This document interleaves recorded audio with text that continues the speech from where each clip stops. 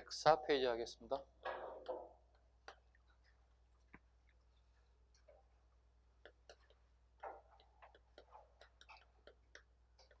통일신라의 토지제도 가겠습니다.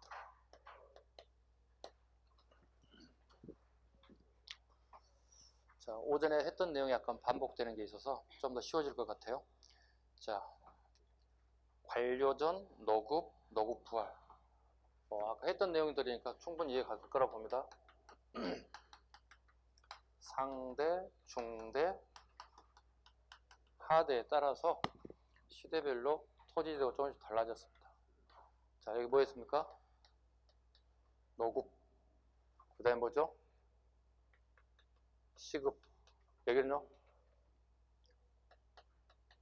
관료전 지급, 노급, 폐지. 반면에 시급의 양은 증가된 게 아니라 감소. 하대 갑니다. 노급, 부활. 관료전, 폐지. 아까 했던 내용이에요. 똑같은 내용이에요. 상대, 중대, 하대. 우리 공무원들이 얼굴 어떻게 받았을까 하는 내용들입니다. 똑같습니다. 그 다음에 정전 봐야 되겠죠. 정전. 정전. 성도왕태에서 정전도 아까 방금 했던 내용들입니다. 정전. 성도왕태 사실. 1번으로 잡고 2번을 잡는다면 지금 신라시대의 토지제도뿐만이 아니라 토지를 지급했던 내용들까지 전부 다 시험 요소다 이렇게 말씀을 드렸습니다. 자, 정전 보시죠. 농민이 경작하던 오래된 땅을 토지대장에 등록하여 소유권을 인정하는 제도다 그랬습니다. 그 다음에 조세제도 갑니다. 신라의 조세제도가 그렇게 썩 출제되는 경우는 없는데 한번 보겠습니다. 조세제도는 신라시대, 고려시대, 조선시대 거의 똑같아요. 내는 방식은 세 가지예요. 크게 세금 내는 건 조, 용, 조. 크게 세 가지를 내게 됩니다. 세 가지. 자, 한자를 좀 써드릴 테니까 앞으로 제가 한자를 끊임없이 쓸 거거든요. 이 한자를 꼭 쓸 수 있어야 돼요. 쓸 수 있어야 하면 여러분 공부가 잘 되고 있다는 거죠. 벼조자입니다. 그러니까 생산된 쌀의 일부를 갖다가 쌀로 낸다는 뜻입니다. 쌀로 세금을 낸다. 쌀로 세금을 낸다. 용 보죠. 네, 이건 쓸 용자입니다. 쓸 용자. 사람을 쓰는 겁니다. 사람을. 두 가지로 나뉘어집니다.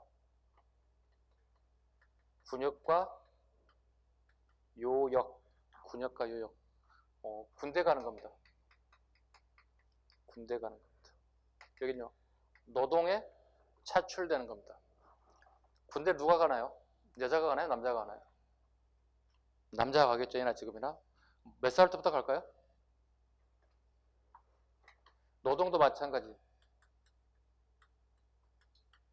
정남이 갑니다. 정남. 정남이 뭔지 알아야 되겠죠? 앞으로 계속 얘기할 건데요. 이 정자는 우리 이름 정자이기도 하죠. 이름을 쓸 때 정시성을 가진 사람 이러기도 한데 여기서 우리 역사에서 말하는 이 정은 노동력의 단위예요.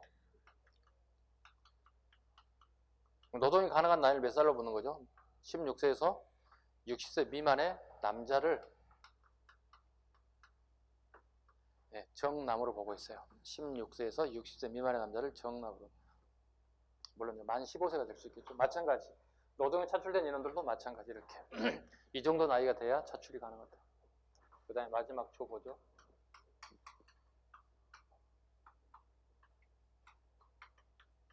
고를 조자입니다. 고를 조자.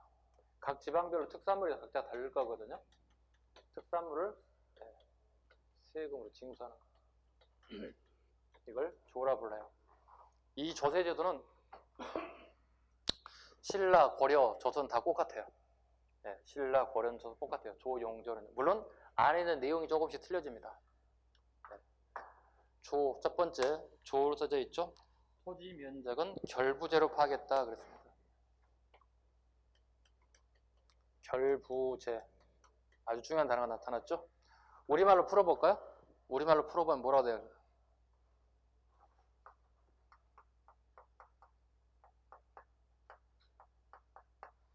수확량에 따른 세금을 거둔다는 뜻이에요. 수확량에 따른 세금을 거둔다. 이걸 결부제라 불러요. 이 결부제는 향후에 고려와 조선시대까지 연결이 돼요. 수확량에 따른 세금을 결부제, 고려와 조선 꼭 같이 이걸 실시를 하게 돼요.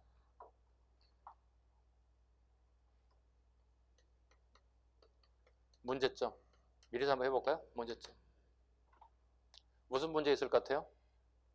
자, 예를 들어서 자, 이 정도 농토에서 쌀로 치면 한 20석 정도가 생산된다고 쳐봐요. 통상 20석을 생산됐다면 보통 한 10분의 1 세금을 내는 거예요. 10분의 1 정도를. 그럼 세금을 몇 석으로 내야 되는 거야? 최소한 10분의 1이니까 2석 정도는 세금으로 국가에 내야 된다는 거예요.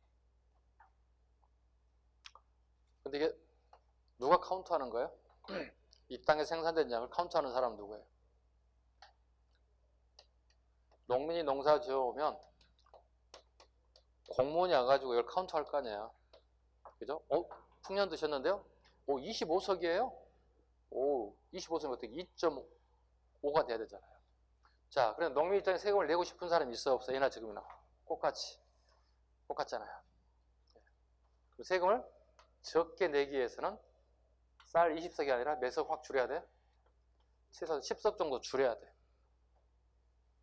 그러니까 속이고 속이는 게임이 반복된다고. 농민은 정작 풍년에도 불구하고 나는 흉년이라고 얘기해야 되는 거고, 또 관계 공무원은요, 흉년임에도 불구하고 세금을 더 많이 걷어들이기 위해서 뭘 해야 돼? 풍년이라고 얘기해야 된다고. 왜? 자기 뒷주머니도 좀 챙겨야 돼. 뒷주머니 좀 챙겨야 돼. 제도 자체는 굉장히 좋죠. 네? 수확량에 따른 세금이니까 풍년이면 많이 내고 흉년이면 안 내도 된다는 얘기잖아요. 적게 내도 된다는 얘기잖아요. 그럼에도 불구하고 속이고 속이는 게임이 계속 이루어져요. 어느 시대까지? 조선시대까지. 결론 성공 실패? 실패지. 실패야. 고려, 조선 다 실패했어요. 이걸 언제 바꿔요? 저하고 수업했던 분들 기억해 보세요. 지조법이라는 단어를 설명했죠. 지조법. 우리 근현대사 6월달에 할 때 지조법에 대한 설명을 했어요. 그죠? 근현대사에서 나왔어요. 지조법 언제 실시합니까, 우리나라에? 갑신 정변 때 김옥균이 14개월 정강 중에 지조법을 실시한다 나왔잖아요. 지조법 뭐예요? 지세에 따른 조세를 징수한다는 뜻이에요. 우리말로 번역하면 땅값이지. 땅값이지. 한번 얘기해 볼까요? 지금 여러분이 지금 현재 살고 있는 주거의 아파트라고 예산해 볼까요? 지금 현재 30평짜리가 한 10억 한다고 쳐봐요. 여러분이 살고 있는 집 아파트가. 예를 들어서 해보는 거예요. 자, 예를 들어 30평짜리 여러분이 살고 있는 집이 현재 10억짜리예요. 예를 들어서 그렇습니다. 지역별로 각자 다 아파트의 가격이 달라지기 때문에 10억짜리예요. 30평이라고 그랬죠? 제가 저기 아랫지방으로 한번 가볼까요? 제주도로 한번 가볼까요? 제주도로 갈 수도 있고, 아랫지방이 경상남도로 갈 수도 있고, 전라남도로 갈 수도 있어요. 아랫지방으로. 자, 여기 아파트 가격 30평짜리 한번 평가해봤더니 예를 4억에서 한 5억 정도 나왔다 쳐봐요. 오케이? 똑같은 평수임에도 불구하고 가격이 달라졌죠. 그죠? 자, 그렇다면 똑같은 세금을 내야 될까요? 다르게 내야 될까요? 다르게 내야 되겠죠? 그렇잖아요. 비싼 가격을 가지고 있고 좀 더 약하잖아요. 이 사람도 적게 내는 거고 이 사람도 더 많이 내야 된다고요. 이게 지세예요. 즉 똑같아요. 농사 짓는 땅도 가격이 각자 달라. 오케이? 그럼 땅값이 비싼 사람은 어떻게 해야 돼요? 더 많이 해야 돼요. 땅값 한 평에 10,000원짜리 땅이 있어요. 섬지역 가면은. 10,000원 내서 안 팔려. 왜? 섬에 가 살고 싶은 사람이 몇 사람이 되겠어? 물론 사시고 싶은 사람도 계시겠지만 농사 짓는 땅 가격도 다 달라져요. 여러분이 살고 있는 아파트 가격도 다 달라져요. 여러분 엊그저께 집에 뭐 날라왔어요? 엄마가 고지서 가져오지 않았나요?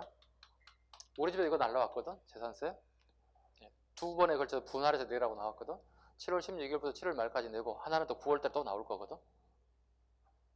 재산세 날라왔잖아요. 봐봐요. 그러면 지조법 뭘로 매는 거야? 요즘 말로 치면 이렇게 한번 볼까? 자, 시골에 애할머니가 농사 짓는 사람이 계세요. 예를 들어서 여러분 중에 예를 들자면 추수가 끝났어요. 가을에 10월에 11월 10월과 11월 추수가 끝났어요. 할머니 쌀 몇 가마 세금을 내셨어요? 이 말이 맞아요, 틀려요? 쌀로 세금 내는 시대가 아니죠. 그죠? 무엇에 따라 세금을 냅니까? 그 농사짓는 땅 가격, 그걸 뭐라고 한다고요? 지세. 이 제도를 뭐라고 한다고요? 지조법. 어느 시기에 만들어졌다고요? 갑신정변 시기에. 몇 년이 갑신정변이에요? 1884년. 이때 지조법이 처음 등장했다고요. 혁신적인 거잖아요. 이해 가셨어요?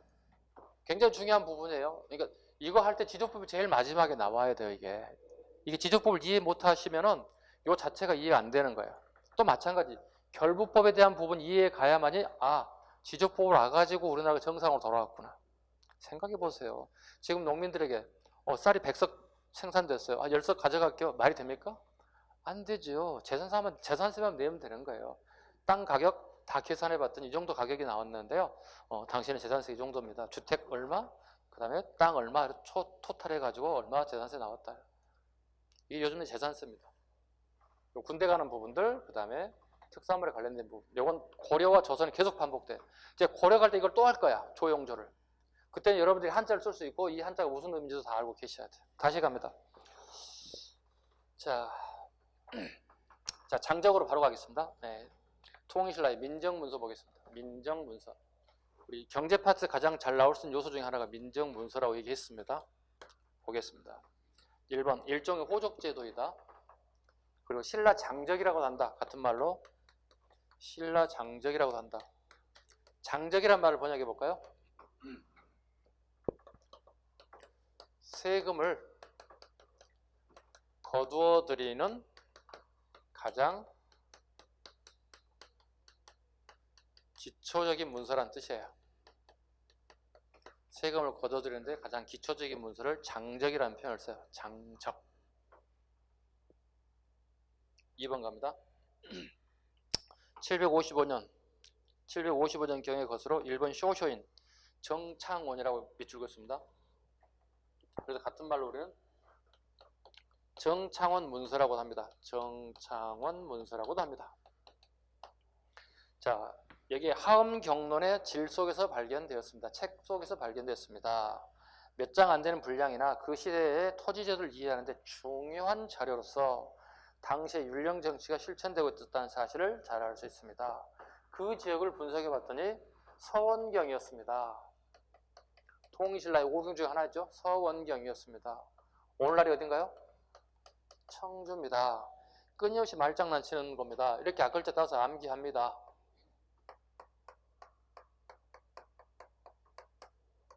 민서청입니다. 청주가 아니라 충주라고 끊임없이 던져줄 겁니다.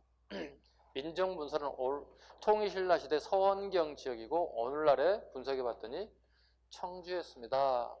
그렇게 암기 꼭 해주시기 바랍니다. 문제를 풀기 한 거니까 어쩔 수가 없어요. 네 번째, 촌주가 3년마다 촌주에 밑줄 긋습니다. 3년에 동그라미 칩니다. 촌주는 왕경인인가요? 왕경이 아닌가요? 왕경이 아니라고 그랬습니다. 분명히. 왕경인이 아닌 촌주가 3년마다 면적, 인구, 전답, 가축, 뽕나무, 잣나무, 대추나무의 수, 소와 말, 우마의 감소 등을 기입 작성, 노동력을 가장 중시, 주 생산층은 노비가 아닌 농민이었다 밑줄 긋습니다. 농민이었다 밑줄. 노비가 생산의 주체가 아니라 농민이 주체였다. 촌주는 각 마을마다 있는 게 아니라 세계에서 4개 촌락을 관할했다 밑줄. 네, 세계에서 4개 촌락 밑줄. 옆에 여백에다 각 마을 관할 X합니다. 각 마을을 관할한 게 아닙니다. 네, 촌주가 세계에서 4개의 촌락을 관할했다. 6번. 가구는 인정의 다가에 따라서 분급 구분하였다. 인정. 우리말로 번역하면 우리 사람들의 정자가 그 뭐라고 그랬어요? 노동력이라니까. 노동력의 단위야. 노동력의 단위를 등급으로 구분했다. 그 다음에 7번. 호당 10여 명의 인구, 여자가 더 많으며 하하오가 대부분이었다. 자, 여자의 밑줄, 여자가 더 많았다. 인구는 성별 연령에 따라서 6등급. 가볼까요? 외우기 좋죠? 10대, 20대, 30대, 40대, 50대, 60대 이렇게 구분했다. 10대, 20대, 30대, 40대, 50대, 60대로 구분했다. 네, 연령대별로 구분했다. 그 다음에 촌에는 토지가 지급되었다. 촌에는 토지가 지급되었다. 토지가 지급됐다. 아까 왕이 토지를 지급한 걸 뭐라고 그랬죠? 정전. 여기 민정문서는 같은 말로 연수유답이라고 불러요. 연수유답이 지급됐음을 우리가 확인해 볼 수 있다. 같은 단어인데 달리 사용되고 있다. 단어가 달라 뿐이지 내용은 같다. 정전을 같은 말로 연수유답, 연수유답을 같은 말로 정전이라고 한다. 10번. 보통 10에서 15호 정도 혈연 집단이 촌에서 몇 개의 촌을 관할하는 촌주를 통해 국가의 간접 지배를 받았다. 촌주를 통해서 간접 지배를 받았다. 작성 목적, 생산 자원과 노동력을 편제, 조세 수치와 노동력 징발의 기준을 삼았다. 이 정도만 하면 될 것 같습니다. 발해. 노동력에 따라 이걸 얘기 안 했군요. 네, 이건 9등급입니다. 이건 9등급. 연령에 따라서 6등급. 이렇게 또 구분하시면 돼요. 근데 가끔 우리 출제자들이 이걸 살짝 바꿔놓으면 이렇게. 절대 넘어가주면 안 됩니다. 노동력의 단위에 따라서 9등급. 그 다음에 연령대에 따라서 10대, 20대, 30대, 40대, 50대, 60대. 그 다음에 발해에 관련된 부분입니다. 발해는 특별하게 나올 건 없습니다. 생략해도 될 것 같습니다. 그럼 통일신라의 산업 가겠습니다. 통일신라의 산업. 1번 지문은 아직까지 한 번도 나온 적이 없습니다. 차에 대한 질문이 한 번도 나온 적이 없습니다. 차재배에 관련된 부분은. 상업은 잠깐 언급했죠. 지증왕 때 동시전, 그 다음에 통일후 경주에서 효소왕 때 서시와 남시. 아까 앞전 시간에 제가 서시와 남시를 갖다가 신라 후기라고 얘기했는데 신하대라고 얘기했는데 통일 후니까 중대로 좀 수정을 해주시면 돼요. 아까 제가 잠깐 실수한 게 하나 있어서 서시와 남시는 신라 중대 시기에 하대가 아니라 그 시기에 서시와 남시가 개설되다로 수정해 주시면 되고요. 그 다음에 수공업. 자, 견직물, 어화주, 조화주 밑줄 볼까요? 최근에 나온 기출이 이겁니다. 통일신라 산업체 가장 대표적인 산업물 어화주, 조화주가 생산되었다. 그리고 수출됩니다. 어디에 수출할까요? 통일신라 시대니까 당나라와 기억이 이루어지니까 당나라의 수교를 수출할 수 있겠죠. 자, 다음 페이지 갑니다. 상단에 박스 한번 보겠습니다. 첫 번째, 연수유답. 같은 말로 정전이라고 한다. 어느 왕 때 지급받았다고 그랬죠, 아까? 성덕왕 때 지급받았다는 사실. 그죠? 대상 누구에게 줬나요? 정남에게. 정남은 노동력이 가능한 나이 16세에서 60세 미만의 남자를 정남이라고 한다. 가장 많이 분포하고. 촌주이답. 촌주를 이한 답. 이런 단어를 많이 쓰죠. 이거 뭐죠? 한자로? 밭전자. 밭을 얘기하는 거야. 전이라고 하는 거. 답은 뭐죠, 그러면? 답은 뭐야? 논이지. 논을 어떻게 쓰나? 한자를? 이거 뭐죠? 밭이죠. 밭에 물이 들어가면 뭐가 되지? 논이 되잖아. 이게 답이에요. 우리나라에만 쓰는 한자라고 불러요. 중국에 잘 안 쓰는 한자래요. 이게 답이래요. 다시 갑니다. 촌주를 위한 논이 있다. 특징, 고려의 예역전에 해당된다. 예역전은 뭡니까? 예역전은 지방의 향리에게 주는 토지입니다. 적어놓으시죠? 여기서 말하는 예역전이란 향리에게 지급되는 토지예요. 고려시대에 향리에게 지급되는 토지. 고려시대에 향리에게 지급되는 토지를 갖다 예역전이라고 불러요. 예역전. 촌주를 위한 답은 누가 농사를 지을까요? 촌주가 지을까요? 다른 사람이 지을까요? 다른 사람 누구? 농민 적습니다. 농민이 농사 짓습니다. 촌주는 농사 짓지 않습니다. 촌주를 이해한 노는 농민이 농사 짓습니다. 농민이 경작 적습니다. 농민이 경작한다. 촌주 이 답은 촌주가 농사 짓는 게 아니라 농민이 경작한다. 이렇게 살짝 예벽에다 적습니다. 농민이 경작한다. 그 다음에 내실형답. 내실형답. 내실형에 주는 전답이다. 고려의 관료전에 해당된다. 고려의 관료전. 공문에 준다는 얘기가 되는 거예요. 관모전답. 예, 관청경비. 예, 관청경비에 준다. 고려는 공회전이다. 공회전에 지급된 거다. 예, 공회전 즉 관청에 쓰는 경비를 담당하는 게 공회전입니다. 고려시대. 관청의 경비를 쓰기 위한 전답이 공회전. 마전. 예, 공동경작지. 정남이 경작했다. 마전.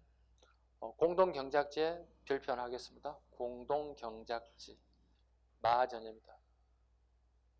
이게 뭐예요 지금? 고구려인들도 이런 거 비슷한 거 해요. 통일신라도 이런 부분이 드러나고 있습니다. 공동경작에 관련된 부분이 등장하고 있다. 고구려에서도 이런 모습이 보이는데 통일신라에서도 이런 제도가 보이고 있다. 자, 농업생산의 발달, 농업생산의 발달 가겠습니다. 이거 안 하셔도 돼요. 이거 안 하셔도 됩니다. 수공업 이거 안 하셔도 됩니다. 뺄게요. 제가 하나 굳이 해야 할 필요 없는 것들은 제가 빼겠습니다. 통일신라의 신분제 이거 안 하겠습니다. 8번으로 바로 가겠습니다. 네, 8번 신라인들의 당나라 진출 관련된 보겠습니다. 지금 하는 것들은 어렵지 않습니다. 중학교 2학년 수준이라 보시면 되겠습니다. 선생님 처음 보는데요? 예, 그분은 중학교를 졸업하지 않고 바로 초등학교에서 고등학교 올반하신 분들이 너무 뛰어나셔서. 자, 보겠습니다. 신라방. 산둥과 강서지방에는 신라인의 집단 거주지라 그랬습니다. 예, 거주지에 밑줄 긋습니다. 신라방.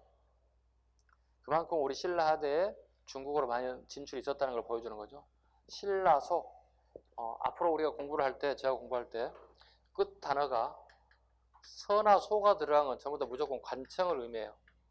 한자 자체가 관청서, 관청소예요. 자, 서울 소방서, 서울 땡땡 출장소 전부 다 뭐가 되는 거야? 소와 서가 들어가죠.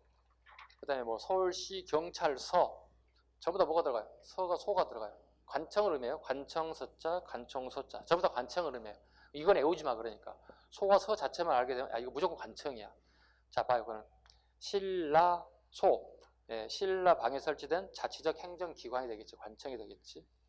신라관. 유학생을 위한 숙소입니다.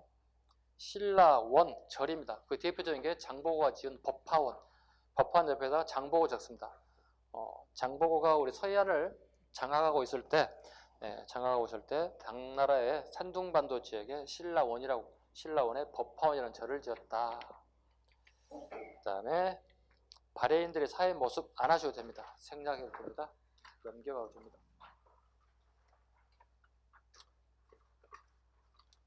아까 말씀드렸어요. 중학교 2학년 거 하고 있습니다. 안 하려다가 처음 하신 분들이 계실 것 같아서 치고 나가는 거니까 양해 바랍니다. 쉬운 부분이에요. 고대 사회 가겠습니다. 고대 사회 보겠습니다.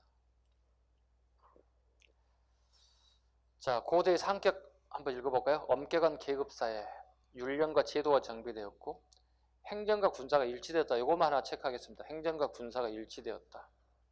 그 지방 간의 행정 군사를 다 가지고 있다는 거예요. 언제 전쟁이 일어날지 모른다는 거고요. 그리고 통일이 되고 난 이후에 삼국이 통일되고 난 이후에 어떻게 될까요? 지방 간에 뭘만 줄까요? 군사권 주면 돼, 안 돼? 안 되지. 반란을 기할 수 있죠. 행정권만 가져가는 겁니다. 그 다음에 5번 가보겠습니다. 합의제도 및 특수제도가 운영됐다. 고려의 제가회의. 고려가 아니죠. 어떡하겠네요? 고구려죠. 고구려의 제가회의. 수정 좀 해주시고. 백제의 정사회의. 신라의 합의회의 제도 같은 게 특수 합의제도다 보시면 되겠습니다. 합백제도 가겠습니다. 합백제도. 자, 상대 등의 의장이었다 정도만 체크하고 성격은 만장일치제. 밑줄 긋지 마. 창피하니까. 여러분 조카들이 이모 삼촌 이거 뭘 밑줄 다 그거예요? 이거 우리 나오는 중간고사 시험에 나오는 거예요. 밑줄 긋지 마. 창피하니까. 조카들이 보면 창피해. 역할 보겠습니다. 부정을 막고 집단의 단계를 강화. 국왕을 폐위시키고 하다. 그 폐위된 왕이 진지왕. 누구의 할아버지라고 그랬지? 김춘추의 할아버지. 그리고 새 국왕을 추대하기도 했다. 무열왕을. 물론 형식적이긴 하지만 추대하기도 했다. 하랑도. 자, 여성 중심 원화에서 출발했다. 원화에만 살짝 밑줄. 조카가 모르게 살짝만 밑줄. 그 다음에 도교적인 요소가 들어있어. 국선도 풍월도라고도 유래했다. 국선도 풍월도. 즉 하랑도의 출발이 남성 중심이 아니라 여성 중심에서 출발했다는 거지. 그러면서 진흥왕 시기가 도래하게 되면서 뭐가 돼? 남성 중심의 하랑도가 만들어진다 봐야죠. 왜? 전쟁을 수행할 때 여자보다는 남성이 훨씬 더 유일하니까. 그 다음에 오른쪽 가겠습니다. 구성, 하랑과 낭도로 구성되어 있다. 그래서 이걸 합쳐서 하랑도라고 한다. 성격, 군사, 교육, 수양, 종교단체. 고구려의 선비, 백제의 수사와 유사한 기능. 이건 출제되지는 않는데 상식으로 알아두세요. 고구려의 선비, 그 다음에 백제의 수사와 같은 유사한 기능을 가지고 있다. 즉 신라뿐만이 아니라 고구려와 백제도 이런 유사한 기능이 있었다 정도만 하겠습니다. 대표적 하랑, 설원랑, 사다함, 그 다음에 김유신 같은 사람들이 대표적인 하랑이다. 하랑 정신이 새겨져 있는 글귀법입니다. 임신서기서, 요건 이제 별표 하나 가야 되겠네요.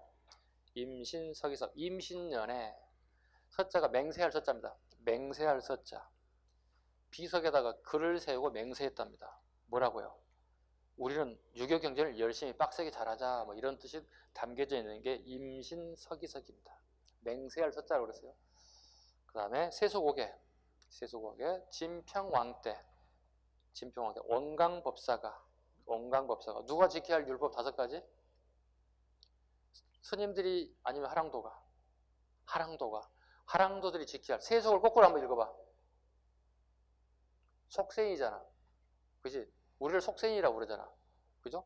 스님들 때 속세를 벗어나는 사람들이잖아. 속세인들이 지켜야 할 율법이라는 뜻이 되는 게 뭐야? 세속 5개.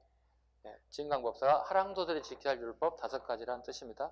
가끔 뭐 스님들이 지켜야 할 율법 세속 5개를 개창하여 뭐 이렇게 나오는 지문들 꽤 있어요. 틀리시면 안 돼요. 자, 이제 중요한 거 나갑니다. 자, 그래프 보겠습니다. 골품과 간등 및 관직과의 관계가입니다. 자, 그래프 잘 보세요. 자,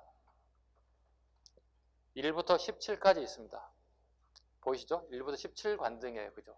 질문할까요? 고려의 관등은 고구려의 관등은 14, 백제는 16, 신라는 17 관등. 자, 1부터 17이 있습니다. 자, 1위 뭔가요? 이벌찬, 이찬, 잡찬, 파진찬, 대하찬이죠. 진골의 1부터 5까지는 거의 출제되지 않아요. 최근 트렌드를 보면요. 그렇다면 6, 5, 4에서 주로 많이 출제된다고 보시면 돼요. 보겠습니다. 자, 육두부의 가장 높은 벼슬자리가 뭔가요? 뭐예요? 육두부의 가장 높은 벼슬자리. 6관등의 아찬이죠. 그 아찬에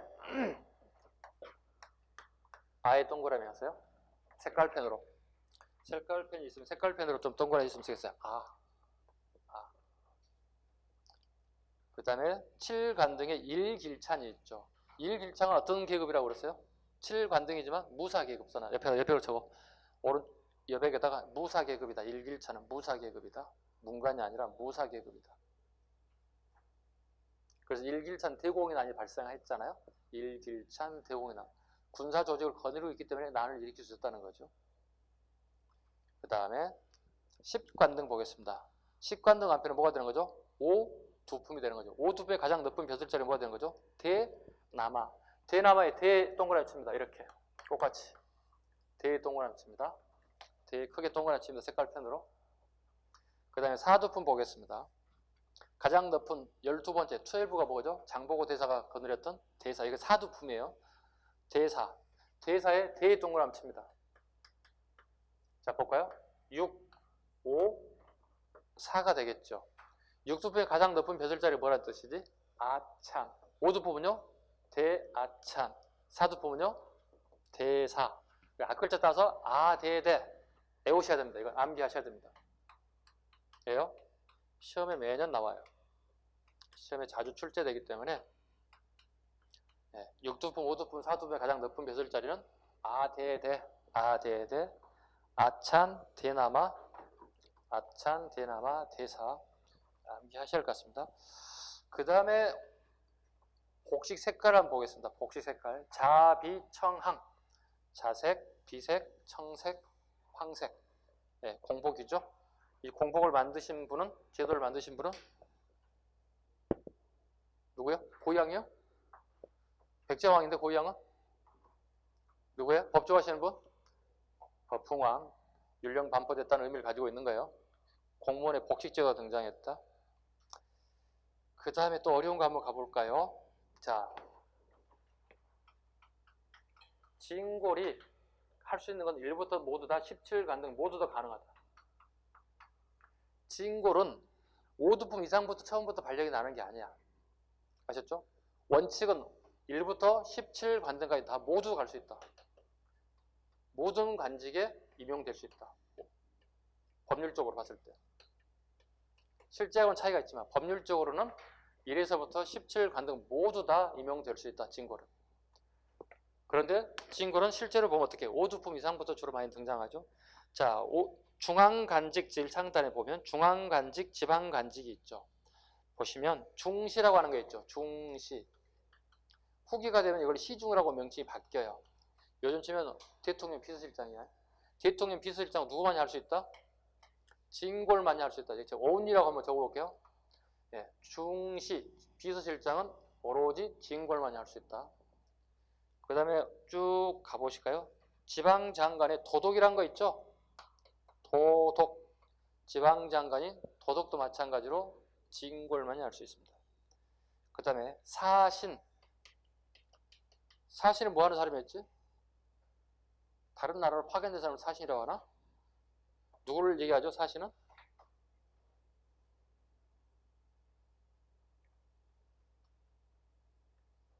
오경이 있잖아.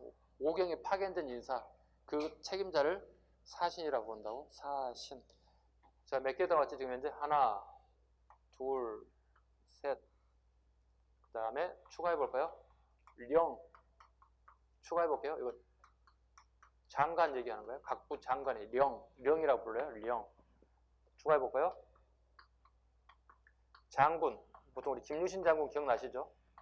네. 요 직책들은 전부 다 진골만이 갈 수 있어요.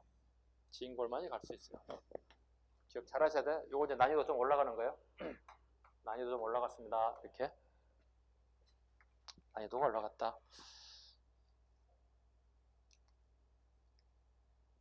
됐죠? 그 다음에 또 하나 더 할게요. 중의제에 대한 설명을 또 하겠습니다. 중의제. 우리 공무원 시험을 준비하고 있는데 많은 수험생들이 공무원 시험을 준비할 가장 큰 메리트는 뭐냐면 내가 사회적인 백, 아버지 백이 없어도 내 실력으로 정정당당하게 들어갈 수 있다는 거야. 실력만 된다면. 그죠? 그 다음에 또 메리트는 공직생활에서 가장 중요한 게 승진이 가능하다는 얘기예요. 그죠? 승진이 가능하다. 어디까지 가는지 자기도 몰라. 자기 노력 여하에 따라 승진 얼마인지 갈 수 있다는 거예요.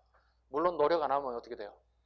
영원히 밑에서 살겠죠. 영원히. 후배들 막 들었는데 계속 밑에 있겠죠. 그래서 합격하는 것도 가장 중요한 부분이지만 나중에 공직생활을 시작했을 때는 승진이라는 걸 또 함께 또 생각을 해야 할 부분이 있어요. 그죠? 여러분들이. 다행인 것은 9급으로 들어가면 3년 지나니까 나를 8급으로 만들어줬어. 자동으로 돼, 그거. 8급은 노력 안 해도 3년 지나면 자동으로 돼. 이용원이 공부하는 것도 이용원이 8급으로 끝날 수 있어. 승진시험이 있으면 어떻게 승진도 봐야 돼. 승진시험도 봐야 돼. 응? 그 다음에 어떻게 평가받을 때 어떻게 평가도 잘 받아야겠지. 회장님, 과장님한테 계기면 돼, 안 돼? 각 부서 발령 날 거 아니야. 대부분 동사무소 발령 나겠지만 동장님한테 계기면 돼, 안 돼? 8시 반까지 오셔야 돼. 10시 반에 출근해. 돼, 안 돼? 안 되겠지. 야, 오늘 회식 있어. 죄송한데 오늘 회식 못 해요. 1년 내내 회식 참고 안 해요. 그러면 평점 잘 안 나올 수도 있어요. 그죠? 가끔은 한 번씩 참석해 줘야 돼. 싫더라도. 그죠? 이거 저거 다 합쳐져서 어떻게 승진 고가 점수가 쌓여지는 것들입니다. 그죠? 그래서 승진 시험이 발생됐을 때 여러분들이 승진 준비하셔서 열심히 또 승진 시험에 응시하셔서 합격하시는 방법이 좋습니다. 자, 이걸 설명하려고 그런 겁니다. 자, 한번 봐보세요. 육두품 한번 봐보세요. 구간등이 뭐예요? 급벌찬이지. 급벌찬에서 사찬, 일길찬, 아찬으로 승진하고 싶을 거 아니야. 그지? 자, 그런데 죽었다 깨어나 육두품에서 진고는 올라갈 수 있어, 없어? 없지. 5에서 6으로 가 불가능해. 불가능하지. 4에서 4 불가능하지. 그러니까 이렇게 띄워넣는 건 불가능해. 이렇게. 또 이렇게 띄워넣는 건 불가능하다고. 근데 이 내에서는 가능하다는 얘기야. 요 내에서는. 이걸 뭐라 불러? 중의제라 불러요. 두품 내에 승진은 가능하게 만들어졌다. 즉 골품제의 모순점을 보완할 목적으로 만드는 걸 우리 뭐라고 한다? 중의제라고 그런다. 적어놓으세요. 뒤에 나올 겁니다. 네. 한 페이지 또 넘기겠습니다. 3국의 중앙정치조직 보겠습니다. 3국의 중앙정치조직. 고구려 보겠습니다. 자, 살펴볼 거 뭐가 있나 한번 보겠습니다. 네, 수상 보겠습니다. 수상. 대대로 제가에서 3년마다 선거를 선출했다. 그 다음에 군사권을 갖고 있는 비상시엔 대망리지가 국정을 총괄. 대망리지 밑줄 볼까요? 대표적인 대망리지 생각나시는 분은 연개소문. 그 다음에 기족회의는 제가 작년부터 이거 계속 나올 거라 얘기하고 있는데 올해도 안 나왔어요. 아마 올 경찰 하반기 8월 달에는 경찰이라든가 내년 시험에 나오지 않을까 생각하는 게 기족회의에 5관등인 조의 2대영 이상이 제가에 참석한다. 조의 2대영 밑줄 긋습니다. 네, 5관등인 조의 2대영 이상이 참석한다. 자, 밑에 박스를 봐봐요. 제일 하단부에.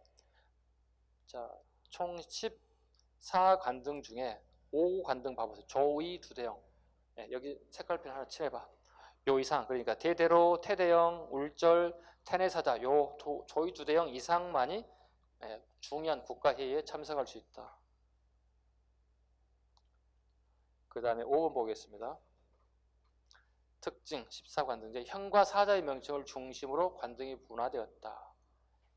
니은번 형과 사자. 형은 연장자 또는 족장의 의미를 가지고 있고 사자는 족장의 신분권으로 지방에서 조세를 거두어들인다는 사람의 뜻이다. 구분하시면 됩니다. 형과 사자. 형과 사자. 사자는 족장의 신분권으로 지방에서 조세를 거둬들이는 사람들이다 뜻입니다.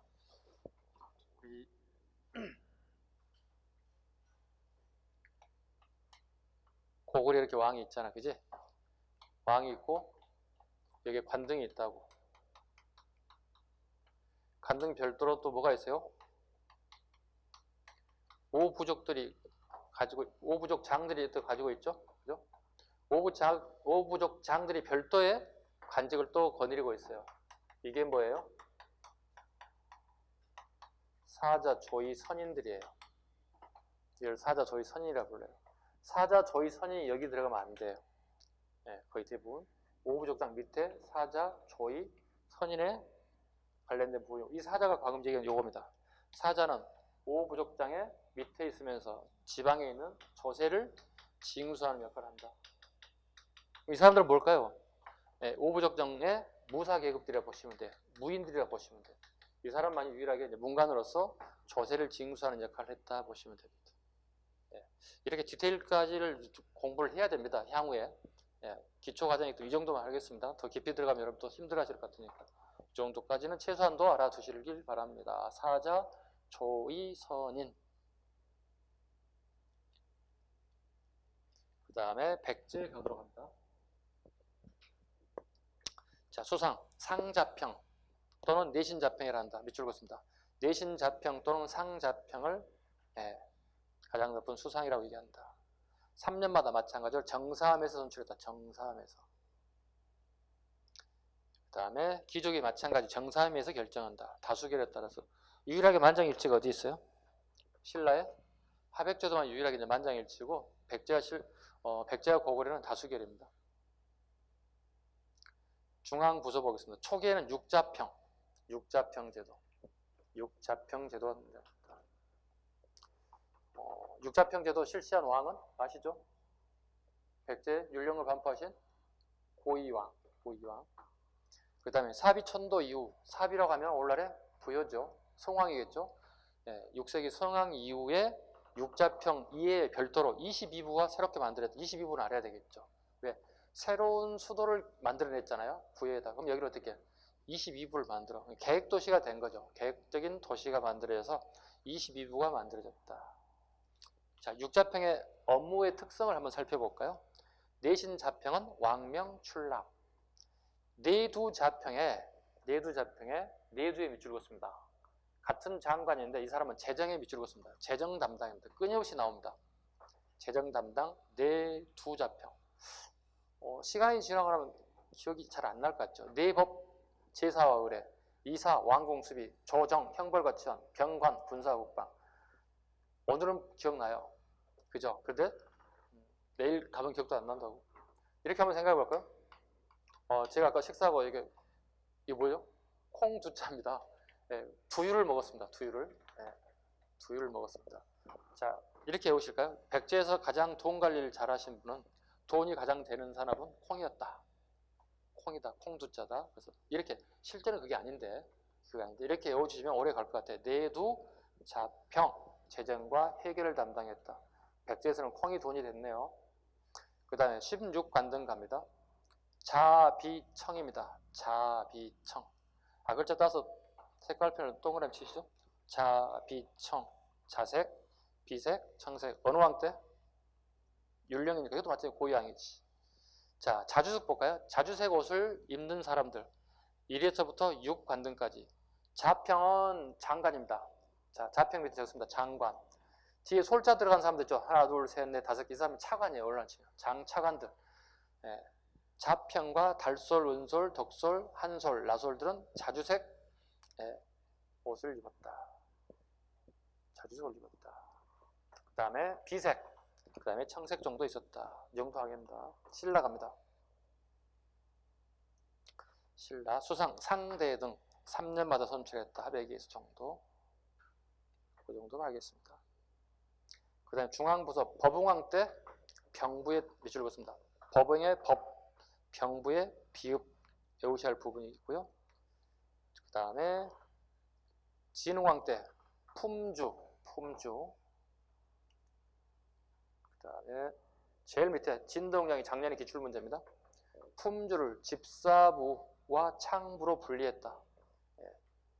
창부와 집사부로 분리했다. 재정과 국가기밀을 담당하는 사람을 분리시켜놨다. 진덕량 때. 그 다음에 신라는 이원적 간등제다. 왕경인을 대상으로 한 경의제와 촌주들을 대상으로 한 외의제 두 개의 관직제를 가지고 있다. 그래서 이원적 관등제라고 한다. 이원적 관등제라고 한다.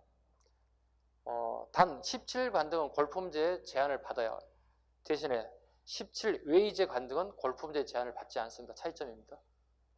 이해 가시나요? 경주에는 17관등제는 골품제 제한을 받아요. 진골, 육두부, 오두부, 사두부 이런. 그러나 외의제, 지방에 있는 관직의 외의제는 골품제에 영향을 받지 않는다고요. 됐죠? 다시 넘어가도록 하죠. 통일신라의 중앙 간부는 여러분들이 참고로 읽어봐 주시기 바랍니다. 이런 게 있다 정도만. 여러분들이 문제를 풀다가 이런 부서가 나와서 이 업무가 무슨 업무인가 정도 한번 살펴봐야 할 필요가 있고요. 삼국의 지방제도 정리한 게 있습니다. 수도 보겠습니다. 5부, 6부입니다. 이게 뭐죠? 5부적 연맹체, 6부적 연맹체가 뭐로 된 거죠? 행정으로 바로 바뀌었다 보시면 돼. 부족에서 부의 개념으로. 부족 개념에서 부로 바뀌었다는 얘기는 뭐죠? 그 단체가 곧 행정의 개념으로 바뀌었다. 그 다음에 5부 고구려 보겠습니다. 지방간을 욕살이라고 불렀다. 욕살에 밑줄 긋습니다. 백제가 합니다. 방령이라고 합니다. 방령. 신라는요. 군주라고 합니다. 외우세요. 욕살, 방령, 군주. 지방간을 욕살, 방령, 군주라 한다. 군주 옆으로 쭉 하살표 하시고 현 도지사.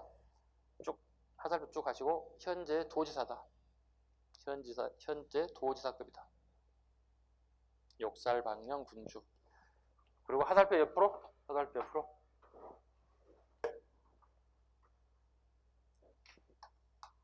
욕살, 방령, 군주. 자, 고구려, 그 다음에 백제, 신라. 이렇게 명칭이 조금씩 다르죠. 지방간을 갖다가. 근데 우리 알다시피 신라가 어떻게 얘들 다 아웃시켰잖아요. 그죠? 요만 하나 남는 거지. 그지?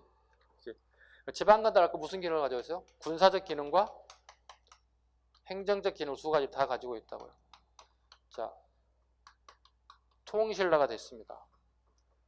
군사 기능과 행정 기능을 다 줄 수 없죠. 통일됐기 때문에. 지방관들이 반란을 깨할 수 있잖아요. 그죠? 명칭이 바뀌기 시작해요. 무슨 기능만 가져가는 거죠? 군사 기능만 가져가고 행정 기능은 주지 않아요. 이제 이걸 총관이라고 불러요. 이게 이제 문무왕 때 만들어지는 거예요. 문무왕? 문무왕이 아닌데? 신무왕 때? 쏘리. 신무왕 때. 그 다음에 다시 총관이 도독이라는 명칭으로 또다시 바뀌어요. 이렇게. 마찬가지 군사 잘못 적었네요. 쏘리. 군사 기능을 주지 않고 행정만 줍니다. 군사 기능 주지 않고 행정 기능만 가지게 됩니다. 이게 아마 원성왕 정도 될 겁니다. 통일 전과 통일 이후의 권한을 갖다가 약간 약화시켰죠. 네, 통일 이후에 권한을 좀 약화시켰다. 행정과 군사에서 행정만 가져갈 수 있게끔 만들었다. 그 다음에 역살, 방령, 군주 밑에 이런 게 있습니다. 자, 메모 빨리 하시고 성, 처력은지, 그 다음에 군, 군장, 군, 태수 이렇게 있죠. 자, 보시죠. 고구려는 성 단위의 개념을 가지고 있습니다. 성 단위 개념. 어떤 성, 거기에 짱을 갖다가 처력은지 밑줄 긋어봐요. 처력은지. 그 다음에 백제는 무슨 군, 그걸 군장이라고 부르고요. 그 다음에 신라, 마찬가지 군, 거기는 태수라고 부릅니다. 태수라고 부릅니다. 자, 볼까요? 처력은지,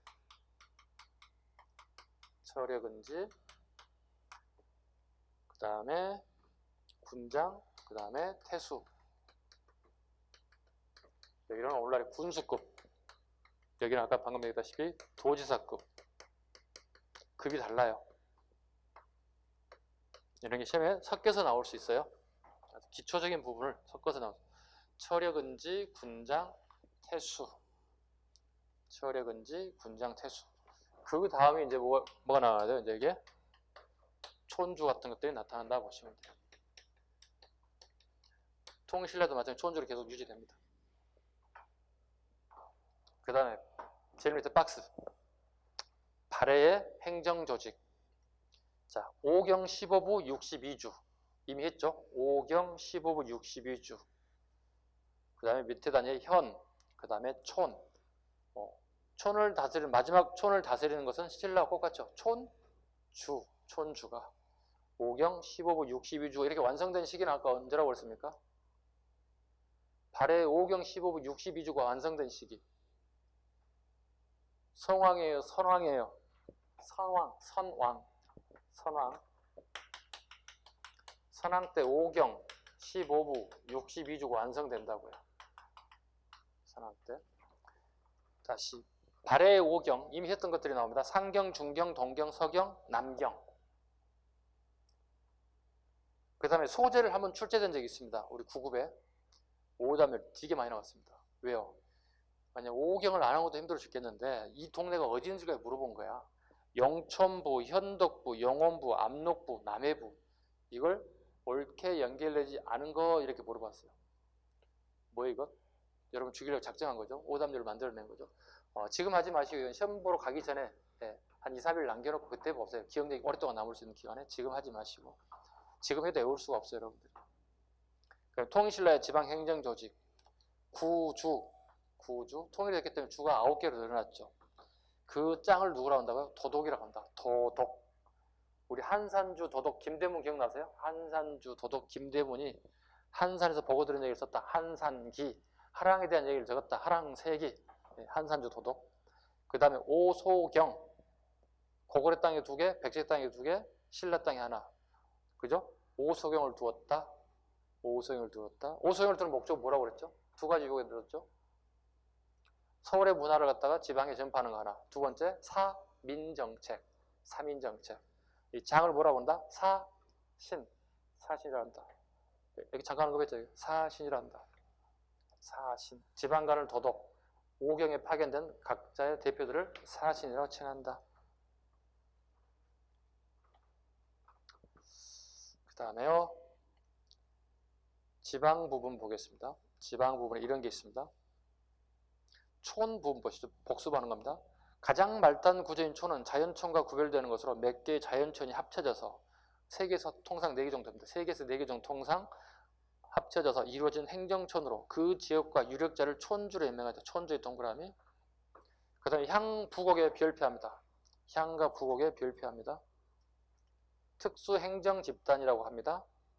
여기는 전쟁포로와 반역자, 그 가족, 범죄자로 수성이나 농업이나 목축업에 종사했다. 자, 보겠습니다. 특수행정구역 보겠습니다.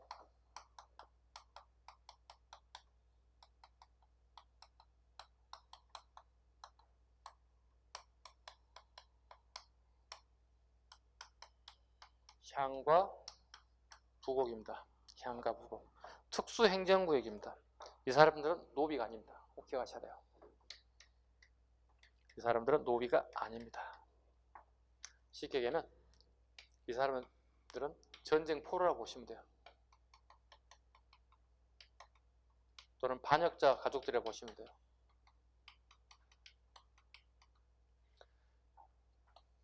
이게 신라의 향과 부곡입니다.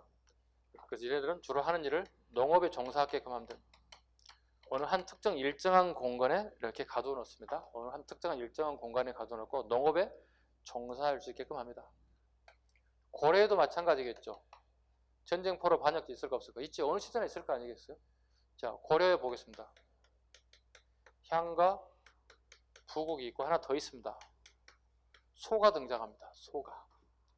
마찬가지예요. 전쟁포로 반역자 가족들. 자, 보겠습니다. 이 사람들은요, 마찬가지로 농업에 종사합니다. 소는요, 좀 달라요. 이게 수공업 종사자들이에요. 수공업 종사자들이에요. 이게 고려입니다. 그렇다면 조선에도 있을까가 이제 우리 시험 요소가 되겠죠. 네. 소는 꼭 기억 잘 하셔야 돼요. 소는 신라에 없어요. 요거에 있어요. 요거에 있어요. 조선 보겠습니다. 조선은 향, 부곡, 소가 전부 다 소멸됩니다. 소멸됐다는 얘기는 양인화시켰다 뜻이에요. 양인화시켰다. 양인화 했을 경우 장점이 또 등장해야 되겠죠. 장점들이. 양인의 숫자가 증가됐다는 의미를 가지고 있다는 얘기는 군대 갈 자와 노동에 차출된 자, 그 다음에 조세의 징수자들이, 조세 세금을 내는 사람들이 숫자가 증가됐다. 요역자 증가됐다. 군대 갈 사람들, 요역자, 조세. 그 다음에 새로운 나라가 건국됐기 때문에 새로운 제도가 필요했어요. 새로운 제도가 필요하고 결과적으로 일종의 이민 정치를 했다 보시면 되겠죠. 즉 억울하다고 생각되는 사람들에게 신분을 풀어줌으로 해서 훨씬 일거양득의 효과를 노릴 수 있었다. 이렇게 해석할 수 있겠습니다. 자, 아까 처음에 결정적인 거 하나 얘기했죠. 이 사람들은 노비가 아니라고 얘기했습니다. 그럼 이 사람들 통상 우리 뭐라 부를까? 이렇게 얘기합니다.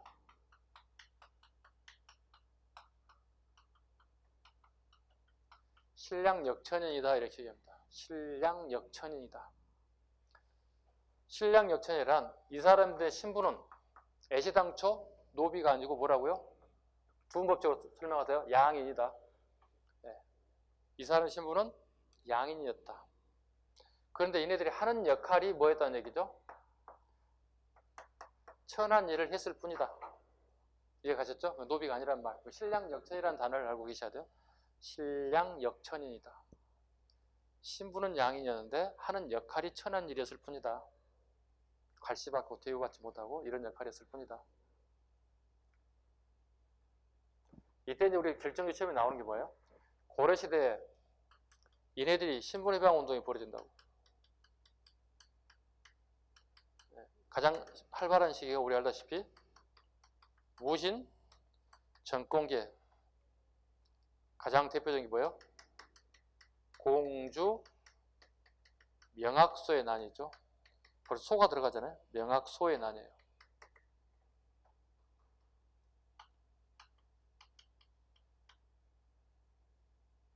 하나 더.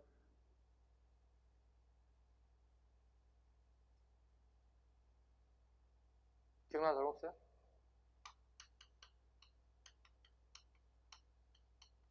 기억나야 됩니다.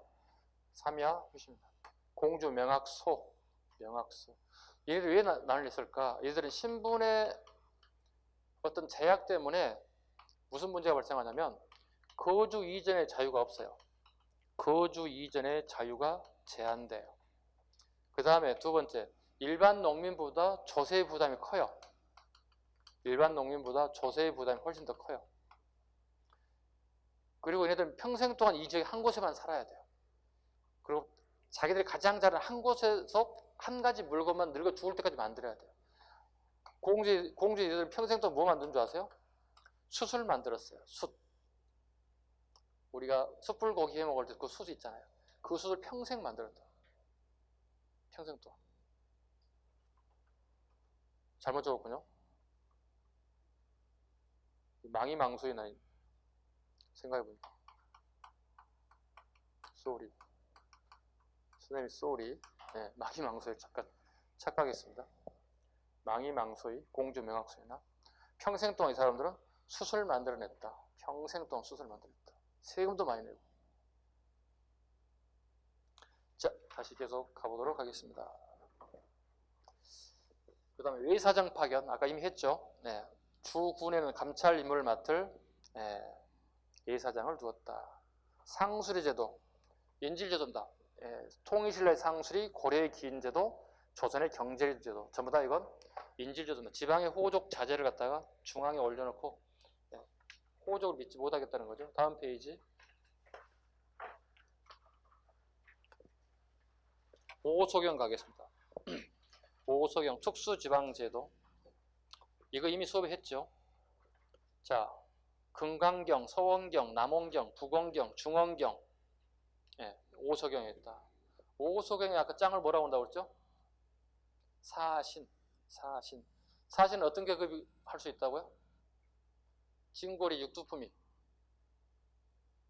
진골만이 할 수 있다니까? 진골만이.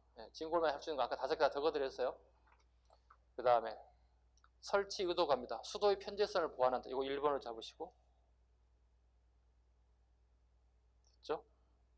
그 다음에 동시에 지방세력을 견제하기 위하여 오소경을 설치했다. 지방세력 견제를 2번을 잡으시죠. 일종의 이거 뭐죠? 우리 한자로 하면 사민정책. 자기 거주지에서 다른 지역으로 이동시켜서 힘을 모을 수 없게끔 만들어주는 것들이다. 그 다음 신문왕 때 경주의 편제성을 보완할 목적으로 달구벌로 천도 계획을 세웠으나 실패하고 말았다. 115쪽 3국의 군사 조직은 조금 쉬어갈까요? 네, 쉬어가겠습니다.